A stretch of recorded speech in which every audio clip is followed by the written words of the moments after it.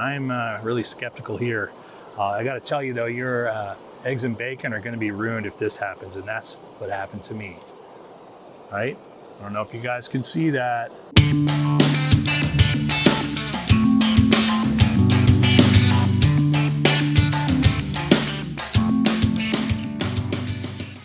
Hey folks, welcome. Big Bad J here. Gonna take a look at, not for a review or some kind of product sale or anything, but because I like them, my Whisperlite. And this thing is old. It may be older than I am, although this model might be a little newer. The stove itself has been made for a long time. And it is called a Whisperlite, and you're gonna see that might be a bit of an oxymoron, at least not by my definition anyway, as it does not whisper. It isn't really that light compared to today's titanium butane isopropyl stoves.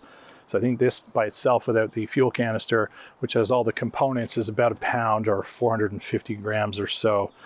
What I really wanted to show is the stove, because some people may not be familiar. And I find that naphtha stoves are going out of fashion, and I really like them. I find they work all the time. But one of the things I'm going to show, and I'll probably make a smaller video just on that, is how to simmer. And I saw somebody do that at one of the training camps I went to a long while ago, and I think there's a few videos on it, but not too many.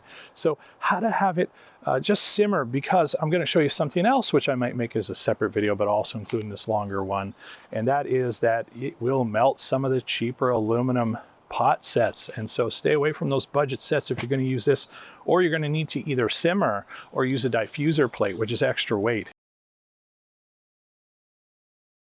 Here's what I'm talking about here. One of these cheaper kits, and got different gadgets and gadgets in it.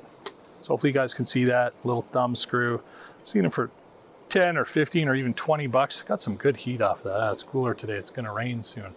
I'm going to pop this on here and let's see what happens. The last time I did that, it burnt right through.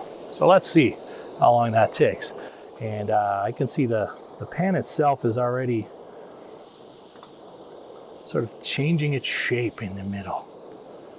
We'll see how long it takes. So we're trying to cook some eggs one camp, and yeah, the eggs were going through the pan.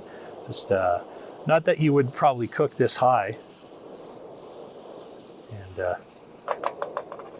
oh, got a bit of wind coming behind me here. We'll see if this one survives.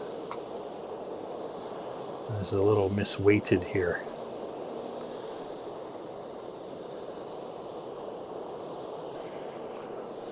Kneel down so I can have a look with you. And the stand is actually pretty sturdy. I've had fairly big pots on there. We'll see if it actually melts through, if it was just a super even, cheaper pot that I have. But I think this will probably go right through that.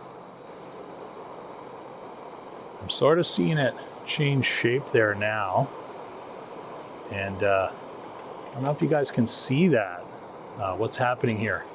So the where the pot stand is touching is actually forming a little shape in the bottom of the pan and some lumpies. I'll turn that again in a second. I'm actually seeing some change happen in the pot. So we're going to look at that. Hopefully you can see that. I'm just going to change the angle. I think it's still going to burn on through. Just a warning, don't use cheap pots like this. It's already seeing, yeah, there it is, guys. This is why we don't want to use those cheaper $10 or $20 aluminum pot sets, because they are not going to last on a stove like this. And I think your propane and isobutane, they're going to do the same thing. It really didn't take long, maybe a minute, minute and a half. We can check the footage. Why we don't want to use a camp stove, this is naphtha. I'm really skeptical here. I got to tell you though, your eggs and bacon are going to be ruined if this happens, and that's what happened to me. Right? I don't know if you guys can see that.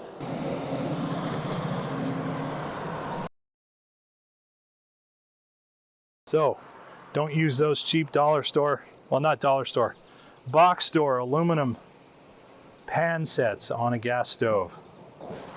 You'll see your shaking happening. Just have something like that. Hold up. And there goes the breakfast. Then question I have in mind is how much food requirements. What's that do longer? So get the food it's a lot of cool. You can definitely see it's going to burn through and ruin your breakfast. So on to the next part of my video. I'm going to turn off just for a second that Whisperlite, clear out the metal. What I want to do is show you how to simmer so we can reduce the risk of that happening, but also choose better pots. So this next trick you're going to want to be careful, but you can get this to simmer. You're going to have to disconnect your stove, and this shouldn't be too hot here, but that's going to be hot, from your pump. So make sure it's in the full right position and not going to spew gas on you, because you could catch fire on your hands. We're going to unlock that lever, make sure the pump is down, and carefully, without singeing ourselves, rotate this out of here. It's going to be snug. The pressure shouldn't come flying out as long as you have that all turned off. Okay, so I'm going to wiggle that free. I'm always a little nervous when that's hot and I don't have my silicone glove. But what I'm going to do, there's a bit of pressure going on in here, and so we got the can here, and we're just going to let off some of that pressure. Okay, so you can just twist the nozzle here. I don't know how blurry that's going to be, so I apologize. We don't want that to spray all over that hot stove, but you can hear that coming out.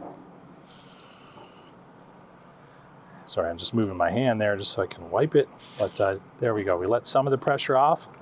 We'll let a little more off. What we're doing is letting out the pressure. You can see that, so don't do that over the stove. We don't want that gas all over, but we're taking the pressure off while that's still hot. And I'm sorry, I was screwing that, went the wrong way while that's still hot. So we know there's no more pressure in there. And all I'm gonna do is reconnect it. Okay, so take it away from the stove when you do that. Probably not doing a video when you do it. You gotta know where everything's gonna go in there. Reconnect, put the pump down so it'll reach. Make sure it's locked in. You wanna make sure that's in all the way and locked. So we've got the little valve there, click. Then we can open it back up. We'll get a match ready.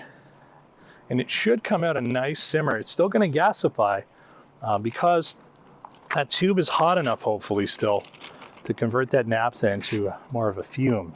So we should still get a nice simmer. It's gonna open it up, and it's gonna just self-feed itself in there because of the pressure, the heat. It's gonna expand, all kinds of physics. Okay, let's see if we can, I heard that go again. And what we're doing, how we're getting the simmer on that, see if I can get a side view. The simmer is gonna happen just because the heat is going to expand and cause that to gasify. So we can see that's still burning because it's burning up the match here. So I'm going to put out the match. We've got some heat there, and so get a side shot of that. You got to be careful when you do that. So you do that at your own risk. What we've got going on here is a nice light flame. You barely hear any of the hissing. It'll take off my clip-on and move that towards the stove, and we will probably not hear much of anything. But I can definitely feel the warmth. I'm going to put a little end of a matchstick on there so you can see that there's flame. You're probably going to see a little bit of orange. What we should see, because of the heat, it's making my fingers hot, is that should burn that, or scorch it up at least, which it's doing. So we know there's a flame there. I'm not sure what's visible here in this lighting, but it's enough if you need a slow heat. It's going to do the job. It's going to get you a nice, some kind of a sauce that you're working on. And if you want like slow, it's too high for your pancakes, give that a try. It's still going to shut off the same way. Just go over to the valve and give it a crank. Remember, all we did is turned it off, disconnected it carefully, opened it up and let it depressurize away from the stove, and then reconnect it and light it. You got to do that in the first few minutes so it doesn't all cool down. I'm just turning that off now. And it's still going to go out. It's going to burn up all the leftover gas and let your stove sit. Now it's fighting for the last bit of, I love this with fire, is that as it's fighting for its last bit of life, it really gives a good push, and we'll see smoke on a campfire, a little flame on the stove. And then what's happening is it's going from that pure burn in the brighter spectrums down into the orange-red, and that'll just be off. It's just all the remnant fuel there because that's fully turned off. And I would wait till there's no more flame before I would disconnect it. Normally would be a good idea. And I think it's out. So that's it. Have a look at a little trick for a Whisperlite and how to get it to really go nice and slow. And also, why not? Why not use those aluminum pots? Well, now we know there's a piece of it stuck to my tile here. That's all right.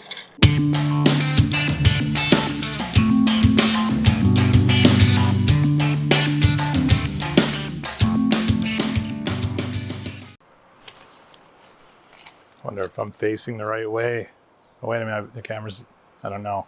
It's a really bad blind guide joke. Hi everyone, welcome to the Big Backyard.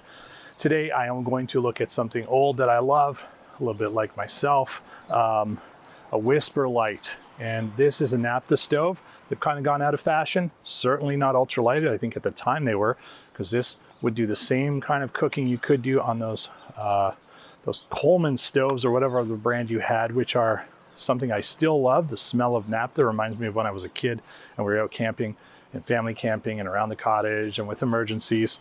So I still use this. I love this. It works all the time. It's bulletproof. It's self-cleaning. Still easy to get parts for. This one will run 3 fuels. And we'll see how long it takes. Hurry up before it burns the hole through. We're going to lose the shot, everyone at home. Okay,